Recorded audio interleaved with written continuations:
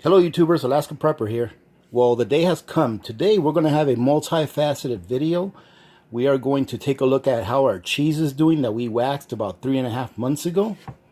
We are going to see how our ghee is doing that we canned back in 19 February. We are going to take a look at our vanilla, the vanilla that I've got, that I've been showing you guys. And we are also going to be reviewing the Auxin Farms Scrambled Eggs. So thank you very much for joining in, ladies and gentlemen. We'll be right back.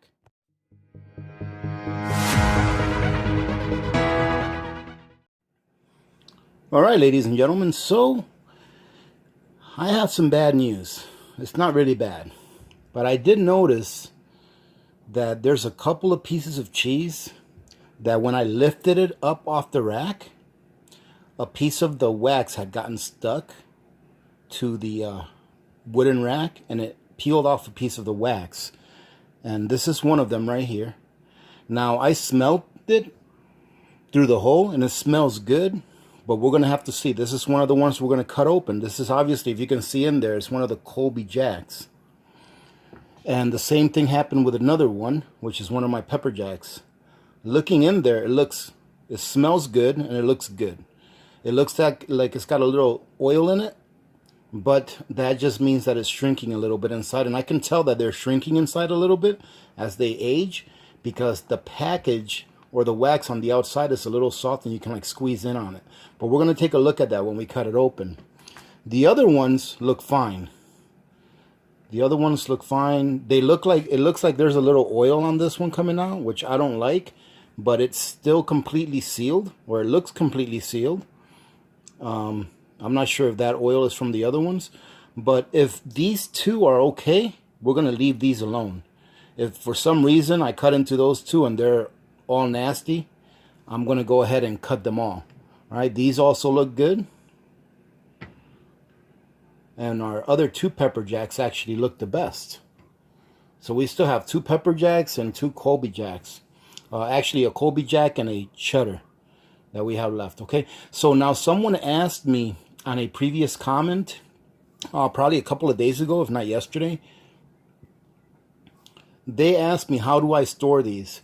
And as you can see, the wooden rack that I have here, I put them on this wooden rack and I put them on top of my cabinets in my kitchen, which is got pretty good airflow, number one, and it doesn't really get that hot in our house, number two. Okay, I think the hottest that it's gotten so far this year during our hottest days was like 74 degrees in our house, and we have pretty good airflow because what I do is I open the kitchen window and then I open the window upstairs in our hallway and the air flows right through it.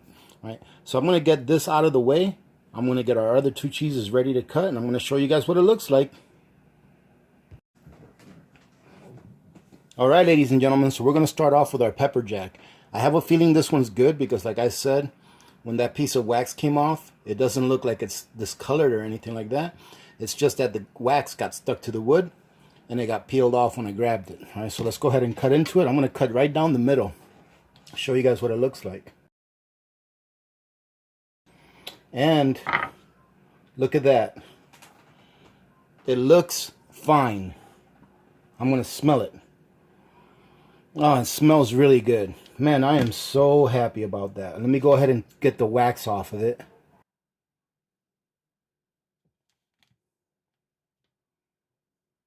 And ladies and gentlemen, this video I'm doing on Tuesday afternoon, and it will be posted here in the next couple of hours. So letting you guys know, whoever sees this, tomorrow morning, I'm going to go ahead and do a live premiere chat, okay, on a video that I'm uploading right now, and it's going to be about a 40-minute long video. And so if you guys would like to join in on that video, if you guys don't have to work, or if you don't work and you're around the house and you want to join in, by all means, it's going to be at 8 a.m. Alaska Standard Time, just like it always is. So just fair notice. So if we take a look at this, you can see that it's definitely shrinking. You see the cracks? But there's no discoloration. Even the peppers still have all of their color. And it looks pretty good. I'm going to go ahead and cut a small piece, and I want to see what the texture is like. Let's see. Oh, the texture is not that bad. The texture is a little bit drier than what it normally is, but that's to be expected. So I'm going to go ahead and give this a try, ladies and gentlemen, and see what it tastes like. Boy, that's really good. That's actually better than when you buy it from the store fresh. And the reason I say that is because it's a little more sharp. It's got a little more sharpness to it. And it's actually very nice. Ladies and gentlemen, this is good. So far, so good. I'm calling this one a success. And I'm actually going to be using that cheese later on for dinner. So I'm glad that it's good. And as you can see, you see what I mean about that it's shrinking inside? You see how the wax is kind of like pulling from it? Because, well, the wax isn't really pulling from it. It's that the cheese is shrinking in on itself. But this is good so far. We're at 3.5 months roughly. And it's good. So let's take a look at our Colby. We're going to go ahead and cut our Colby in half as well. Our Colby looks just fine. I'm going to smell it. And it smells just like it's supposed to smell. I'm going to go ahead and put this one to the side. Let's see if this will just flip. Oh, look at that. Just flew right on out of there. And ladies and gentlemen, in case you guys haven't heard this before, if this is the first time you see one of these videos, when you use your wax and you take it off your cheese when you're ready to eat it, don't throw it away. All you have to do with this wax is wash it and put it back with your stash. And then the next time that you're ready to wax cheese, you can remelt this wax. So you shouldn't have to throw this away. So let's take a look. This cheese is really oily. Oh my goodness. And you can tell that it's really, this cheese has really shrunken in on itself. This little red spot is from the pepper jack. It's not from that. But you can see that it's really shrunken in on itself. Let's cut it up into pieces and see what it tastes like. The texture is the same thing as the pepper jack. It's a little crumbly and it looks like it's very dry, which is fine. That's what's actually helping to preserve it. That's what it looks like. Okay, let's take a taste. Ladies and gentlemen, it's 2 out of 2. Both of these are fine. It's incredible how much this cheese has shrunk. You can see that it shrinks from the outside into the middle. But there is absolutely nothing wrong with this. There's another question that somebody asked in a comment a day or two ago as well that had watched the video where I was waxing these cheeses. They asked if you buy cheese at the store that's already waxed, would that be just as effective in preserving the cheese as doing it yourself? Or should they re-wax it if they want to store it for long term? My answer to that question is, I don't know. And I will have to get back. I'll give my mentor a call, ask that question, and see what they say. Because I honestly don't know. I've thought about that myself, but I never remembered to ask my mentor. But I'll remember this time. Because that would be great if you could just buy some waxed cheese that's already waxed and done for you. And you can just put it away and forget about it. And if you ever need it, you can have it. All right? A lot cheaper than buying freeze-dried cheese. All right? So there you go, ladies and gentlemen. These two are so far a success. What I'm going to do now is I'm going to wait another 3 months before I unveil the other two. So we're going to take a look at 6 months for 2 more pieces of cheese. And then if those are good at 6 months, we're going to go ahead and wait a full year or a full 6 more months to unveil the other, which will give it a full year of being waxed and stored away. All right, that way you guys can see how those are working out. All right, but so far, success on both of these. Complete success. They taste just the way they're supposed to taste. They smell the way they're supposed to smell. You can tell that they've shrunken a little bit, which is fine because it's going to do that when it ages. All right, ladies and gentlemen, so here's the vanilla that I'm always talking about that I started making. Man, it's got to be probably 6 to 9 months by now that I started making this vanilla or put it up. And in all reality, it is good to go. All right, it is good to use, and it smells delicious. Let's see. Oh my goodness, it smells so good. And it has lost a little bit. I think I remember it being up to about this high, so it's lost a little bit of volume. So if you do make your own, you may want to make sure that you use a sealed cap. I'm sure that this loses a little bit through this cap because it's a cork, right? But for those of you that don't know, all I did was use a bottle, a 750 milliliter bottle, which is a fifth of cheap vodka. Don't go and use expensive vodka. I have heard some people say that they use brandy or rum to make their vanilla extract, which is fine, whatever works for you. But I normally just get the cheapest vodka that I can find. I get 5 vanilla beans. I split them down the middle, take out the insides and put it in there, and then I put in the vanilla beans, what's left of them. I shake it up, and every once in a while, when I go into my cupboard, I'll grab it and give it a shake and put it back in there. And it just takes time for it to start expelling all of the flavors and colors of the vanilla bean, extracting it into the vodka, and what you're left with is vanilla extract. And as you can see, it may look a little bit light, but it's really not that light. You see, it's not translucent, so you can't see through it, which is good. But I can tell you what, this thing smells delicious, all right? So this is what my vanilla looks like. If you were to buy this much vanilla at the store, you would be looking at paying about $70, $75 for this amount.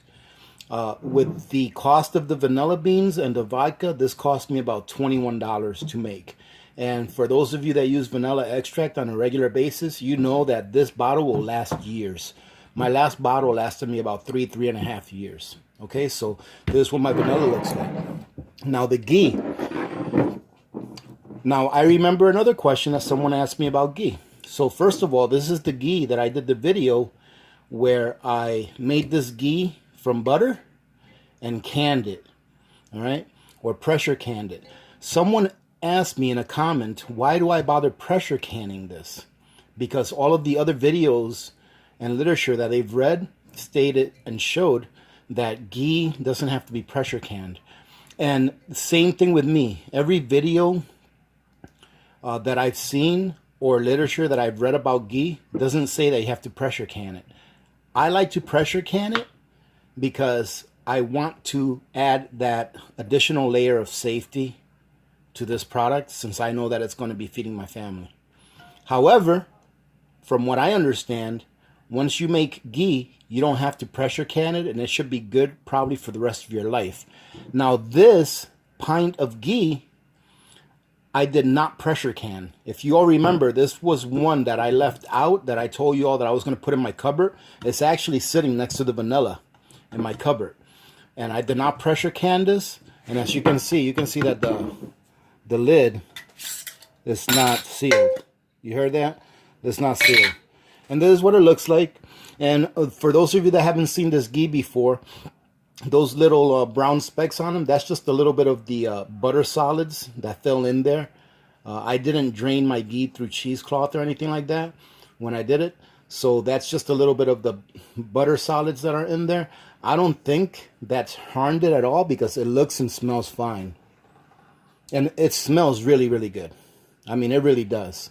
And I'm going to use some ghee today. I'm not going to use any of this ghee. I got some, when I got done canning that ghee the last time, when I did this, I had about a half of a jar left over. And I'm down to almost the rest of it gone. I probably have 2 tablespoons in there maybe left. So I'm going to just keep this one, and I'm going to keep bringing it out every few months. And maybe after a year, we can test it out and see what it tastes like and how it performs. All right, so that's my ghee, my vanilla, and my cheese, and they all seem to be doing very well. Now this ghee, ladies and gentlemen, for those of you that have not made your own ghee, one of the best things about ghee, besides the fact that it will store on the shelf for long term, is that you can fry with ghee, unlike butter. Whenever you fry something with butter, you will notice that the butter turns brown after a while because it burns really easily. Well, the reason that the butter burns when you fry with it at a medium to high temperature is because the solids in the butter have a low flash point and they burn off quicker than the oil does. So when you make ghee, what you're effectively doing is you're removing the water and the solids from the butter and leaving the what's called clarified butter or ghee on the top, which is what you use to put away for long-term storage. And when you use ghee to fry something, it's almost like using oil or a fat. It doesn't have a low flash point, so it will burn hotter without actually burning. All right, it will cook hotter without actually burning and turning brown like butter normally does. However, it leaves behind all the taste of the butter in whatever food it is that you're cooking. All right, ladies and gentlemen, so today we're going to be making the Auxin Farms Scrambled Egg Mix. And I'm making this for dinner tonight. And the reason is, let me tell you guys a little story. The reason is that about a week ago or so, my wife took Little Miss Alaska Prepper to the fair while I was at work. And my wife entered a raffle. And they gave her a call on Friday telling her that she had won a grill, which is pretty awesome.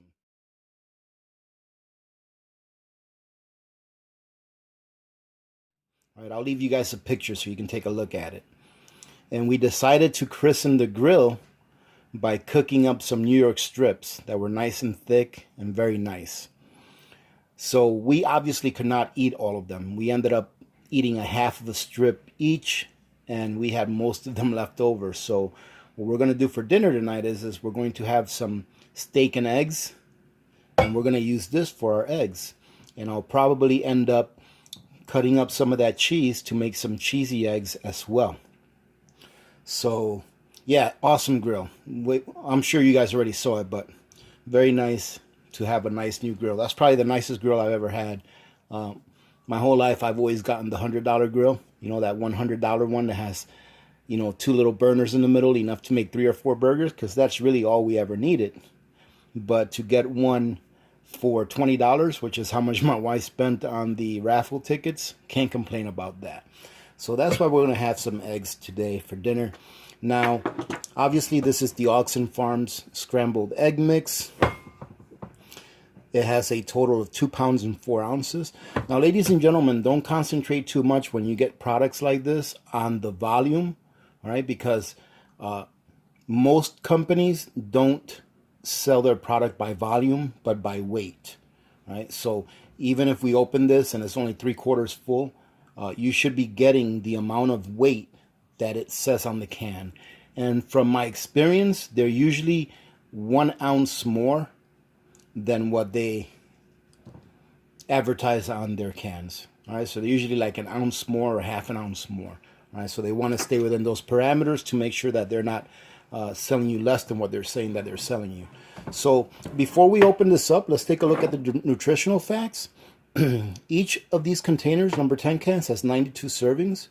1 serving is considered 2 tablespoons, which is the equivalent of 1 egg.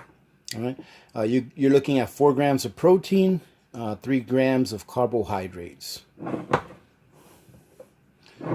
The directions is pretty much a 1-for-1 using warm water. So the directions are, if you want to make 6 eggs, use 3/4 cups of water and 3/4 cups of egg powder. All right, all it says here is to use warm water, to whisk well, and then to cook as desired. Let's see. The ingredients: egg mix, which includes whole eggs, non-fat dry milk, and vegetable oil, and salt. The vegetable oil part I don't really like because it says that it uses either soy or corn oil. But those are the ingredients. It says no refrigeration necessary. And it also says here that the shelf life of this product is up to 10 years as long as it is stored in a temperature-controlled room that is dry, away from sun, between 55 and 70 degrees Fahrenheit. right? And it says actual shelf life may vary based on individual storage conditions, which we all know that if we have any experience with long-term food storage. So let's go ahead and open it up and take a look at it.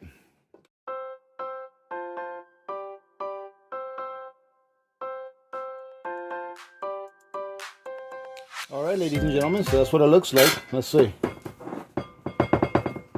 Oh yeah, it's very powdery. Here's our oxygen absorber. Oh yeah, it's very mix this up. Let me go ahead and put my 2 cups of water in the microwave. I'm going to put it in there for probably about half a minute. It just says warm water. It doesn't have to be hot.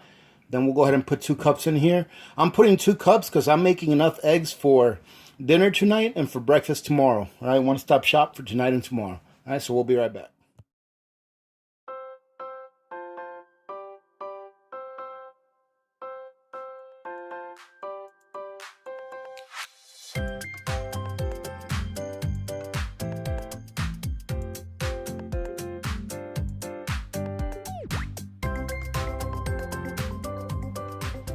Now, ladies and gentlemen, now that I've gotten this all whisked up, the instructions don't say to do this, but I'm going to go ahead and let this sit for about 10 or 15 minutes before I start cooking it to make sure that if there's any little balls of powder or anything like that in there, that they get saturated 100%. Hey, check this out, ladies and gentlemen. This is one of the gifts that I got when I did the mail call, I don't know, about a month or so ago. I'm so glad I got 2 of them. This is awesome. Look at that. Thank you very much, JT. You're the one that sent me this. I love it. All right, so we'll be back in a few, ladies and gentlemen. So I forgot to start recording when I put the eggs in there. So I've got about 3 tablespoons of ghee in there. And as you all know, I like to use ghee or butter when I do my eggs. And what I do is I put it on a medium to low heat, and I just keep folding it in on itself until the eggs are all done. All right, so I'm going to go ahead and take you along for this ride on high speed.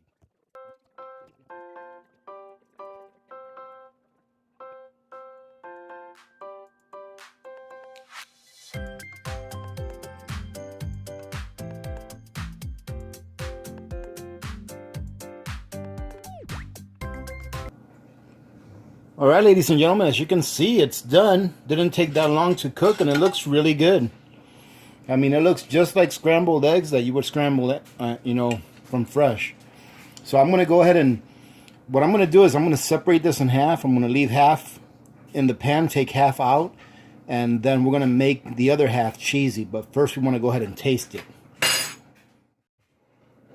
And this is the half that we're going to leave out without putting any cheese on it. So let's go ahead and taste it, ladies and gentlemen. Let's see. Like I said, it feels and looks just like any scrambled eggs that you would make from fresh eggs, in my opinion. I'm going to show you guys what it looks like close up. That way you see that it doesn't look like, you know how sometimes you have scrambled eggs that are like from powder and it looks like gelatinized eggs? It's not. It looks pretty good. So I'm going to taste this with nothing else on it, just like this. It's actually pretty good. I mean, there's nothing special about it. It's just scrambled eggs. And using the ghee with this is excellent because I can taste a nice buttery flavor. But I mean, I can't say too much about it. It's a pretty good product. To me, it tastes just like scrambled eggs. And now I'm going to make some with the cheese. So I'll show you what the cheesy ones look like.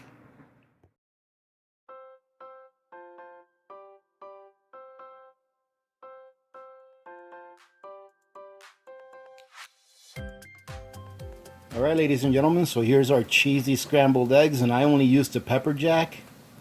Spice it up a little bit. It looks really good. Let me go ahead and take a little taste of this. So we're having some powdered scrambled eggs and some 3.5-month-old wax cheese. Awesome. And that's what it looks like. Very good. Very tasty. Can't go wrong with this, ladies and gentlemen. I'm not going to show you myself cutting up the steak and cooking the steak as well because that's not really part of my long-term prep. So ladies and gentlemen, thank you very much for joining in. I think I'm going to post this video as a premiere live chat, as an impromptu live chat premiere tonight, just to see how many people will join in and so we can have a little chat, being that it's not that long of a video. Having said that, ladies and gentlemen, thank you very much for joining in today. I appreciate you guys, especially to you all, my VIPs. I appreciate you guys always coming in when I have a video. And to anyone that is new to the channel, consider subscribing if you have not yet. And please give it a like and share. All right. Having said that, remember to be good to each other. When good people do good things happen. Remember to reach one, teach one, and repeat. If we all did this, the world would be a better place, and you know it will be a better place. Many blessings to all of you and your families. This is Alaska Prepper.